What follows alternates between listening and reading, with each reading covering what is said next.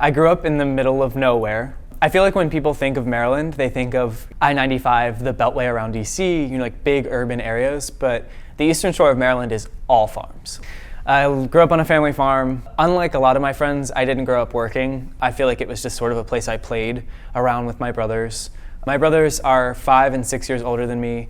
I feel like we've never been in the same stage of life. We never went to school together. There was one point where my brother was in 4th grade and I was in pre-K.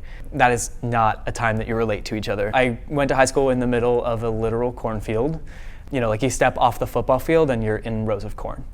So I knew when I was applying to college that I wanted something way bigger. I think the main challenge being an out-of-state student is that when things do go wrong, because they will go wrong when you're becoming an adult at college, your family's not right there to drive right into town when you need them. So if you're facing a hard emotional time like I did, your parents can't just zip on down. I remember having a really distinct feeling of just wanting to be hugged, and I knew that the fastest I could get that from my family was a flight the next morning and $400 later. I suffer from generalized anxiety. What that means is that some people have panic attacks. So you'll have on a scale of 1 to 10, for 3 minutes, they'll feel like a complete 10. And that feels like you are dying. And that's really not my experience. So my generalized anxiety is I'll sit at a 5, but I'll sit at a 5 for 16 hours at a time.